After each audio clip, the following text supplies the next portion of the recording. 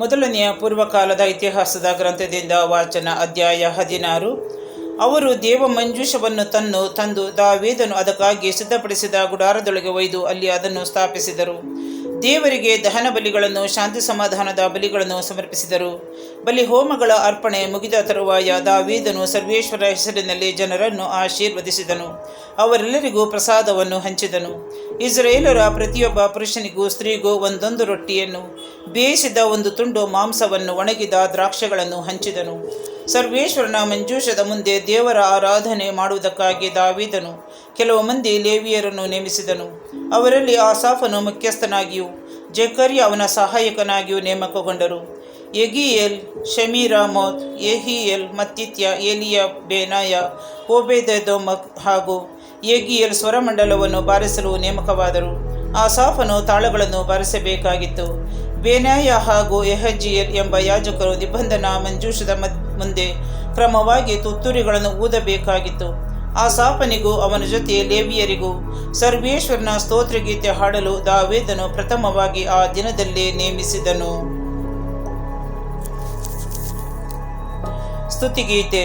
ಅವರು ಹೀಗೆಂದು ಹಾಡಿದರು: ಸಲ್ಲಿಸಿ ಸರ್ವೇಶ್ವರನಿಗೆ ಕೃತಜ್ಞತಾ ಸ್ತೋತ್ರವನ್ನು, ಮಾಡಿರಿ ಆತನ ನಾಮ ಸ್ಮರಣೆಯನ್ನು, ಸಾರಿರಿ ಜಗಕ್ಕೆ ಆತನ ಸತ್ಕಾರ್ಯಗಳನ್ನು, ಹಾಡಿ ಪಾಡಿ ಹೊಗಳಿರಿ ಆತನನ್ನು, ಧ್ಯಾನಿಸಿ ಆತನ ಪವಾಡಗಳನ್ನು, ಹೆಮ್ಮೆ ಪಡಿ ನೆನೆದು ಆತನ ಶ್ರೀನಾಮವನ್ನು, ಹಿಗ್ಗಲಿ ಹೃದಯ ಕೋರಿ ಆತನ ದರ್ಶನವನ್ನು, ಆಶ್ರಯಿಸಿರಿ ಸರ್ವೇಶ್ವರನನ್ನು ಅವನ ಶಕ್ತಿಯನ್ನು, ಅಪೇಕ್ಷಿಸಿ ನಿತ್ಯವೂ ಆತನ ದರ್ಶನವನ್ನು. ಆತನ ದಾಸ ಇಸ್ರಾಯೇಲಿನ ಸಂತತಿಯವರೇ, ಆತನಾರಿಸಿಕೊಂಡ ಯಾಕೋಬನ ವಂಶದವರೇ, ನೆನೆಯಿರಿ ಆತನ ಅದ್ಭುತಗಳನ್ನು, ಮಹತ್ಕಾರ್ಯಗಳನ್ನು, ಆತನ ವದನ ವಿಧಿಸಿದ ನ್ಯಾಯ ನಿರ್ಣಯಗಳನ್ನು. ಸರ್ವೇಶ್ವರ ನಮ್ಮ ದೇವರೆಂಬುದು ಪ್ರಕಟಿತ, ಆತನಿತ್ತ ತೀರ್ಪು ವಿಶ್ವವ್ಯಾಪ್ತ. ನೆನಪಿನಲ್ಲಿಡುವನು ಪ್ರಭು ತನ್ನ ವಾಗ್ದಾನವನ್ನು, ಸಾವಿರಾರು ತಲೆಗಳವರೆಗೂ ತನ್ನೊಪ್ಪಂದವನು. ಅಬ್ರಹಾಮನೊಡನೆ ಮಾಡಿಕೊಂಡ ಒಡಂಬಡಿಕೆಯನ್ನು ಇಸಾಕನಿಗೆ ಆಣಿಯಿಟ್ಟು ಆತನು ಹೇಳಿದ್ದನು. ಯಾಕೋಬನಿಗೆ ರಾಜಶಾಸನವಾಗಿ ಕೊಟ್ಟದ್ದನ್ನು, ಇಸ್ರಾಯೇಲರಿಗೆ ಶಾಶ್ವತವಾಗಿದ್ದ ಈ ಮಾತನ್ನು, ನಾ ಕೊಡುವೆನು ಕಾನಾನ್ ನಾಡನ್ನು ನಿಮಗೆ, ಸ್ವಾಸ್ಥ್ಯವಾಗುವುದಿದು ನಿಮ್ಮ ಸಂತತಿಗೆ.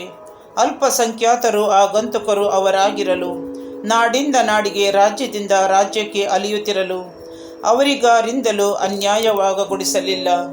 ಅವರಿಗಾಗಿ ಅರಸರನ್ನಾತ ಗದರಿಸದೆ ಬಿಡಲಿಲ್ಲ. ನಾನು ಅಭಿಷೇಕಿಸಿದವರನ್ನು ಇಗೋ ಮುಟ್ಟಬೇಡಿ, ನನ್ನ ಪ್ರವಾದಿಗಳಿಗೆ ಕೇಡು ಮಾಡಬೇಡಿ.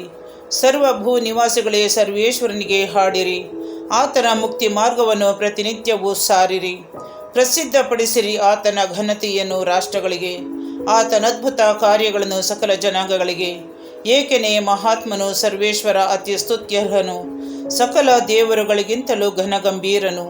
ಶೂನ್ಯ ಪ್ರತಿಮೆಗಳು ಅನ್ಯ ರಾಷ್ಟ್ರಗಳ ದೇವರುಗಳೆಲ್ಲ, ಸರ್ವೇಶ್ವರನಿಂದಲೇ ಉಂಟಾಯಿತು ಆಕಾಶ ಮಂಡಲವೆಲ್ಲ.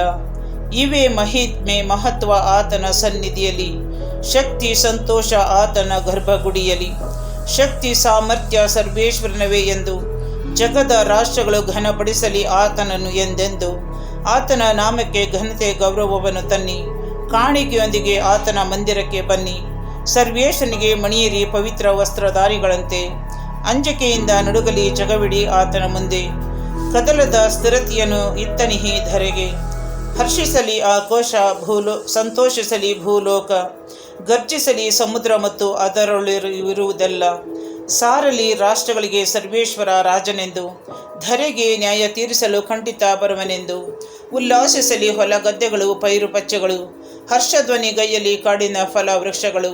ಪ್ರಭು ದಯಾಪೂರಿತ, ಆತನ ಪ್ರೀತಿ ಶಾಶ್ವತ. ತೋರಿ ಆತನಿಗೆ ನಿಮ್ಮ ಸ್ತೋತ್ರ ಕೃತಜ್ಞತಾ. ಹೇ ದೇವ, ನಮ್ಮ ಸಹಾಯಕ, ನಮ್ಮನ್ನು ಉದ್ಧರಿಸು. ನಾಡು ನಾಡುಗಳಿಂದ ನಮ್ಮನ್ನು ಒಂದುಗೂಡಿಸು. ನಿನ್ನ ಪವಿತ್ರ ನಾಮವನ್ನು ಭಜಿಸುವೆವು ನಾವು, ನಿನ್ನ ಸ್ತುತಿ ಸ್ತೋತ್ರಗಳಲ್ಲಿ ಹೆಚ್ಚಳ ಪಡುವೆವು. ಇಸ್ರಾಯೇಲಿನ ದೇವನಾದ ಸರ್ವೇಶ್ವರಿಗೆ ಸ್ತೋತ್ರ, ಅನಾದಿಯಿಂದ ಯುಗ ಯುಗಾಂತರಕ್ಕೂ ಸ್ತೋತ್ರ. ಜನರೆಲ್ಲರೂ ಹೇಳಲಿ ಆಮೇನ್. ಸರ್ವೇಶ್ವರನಿಗೆ ಸ್ತೋತ್ರ.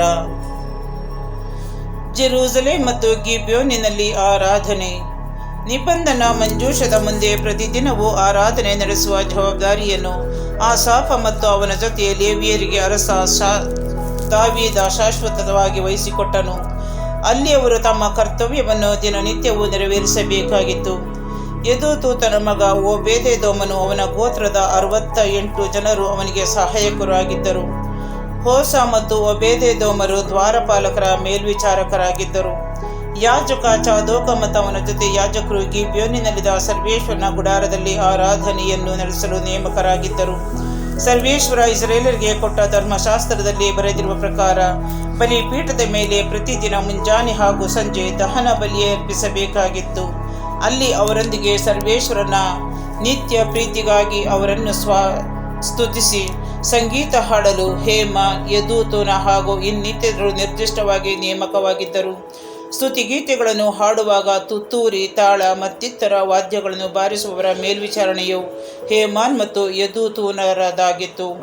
ಯೆದೂತೂನನ ಮಕ್ಕಳಿಗೆ ದ್ವಾರಗಳನ್ನು ಕಾಯುವ ಹೊಣೆಯೂ ಇತ್ತು. ಆ ನಂತರ ಅವರೆಲ್ಲರೂ ತಮ್ಮ ತಮ್ಮ ಮನೆಗಳಿಗೆ ತೆರಳಿದರು. ತಮ್ಮ ಕುಟುಂಬದವರನ್ನು ಆಶೀರ್ವದಿಸಲು ದಾವೀದನು ತನ್ನ ಮನೆಗೆ ಹೋದನು.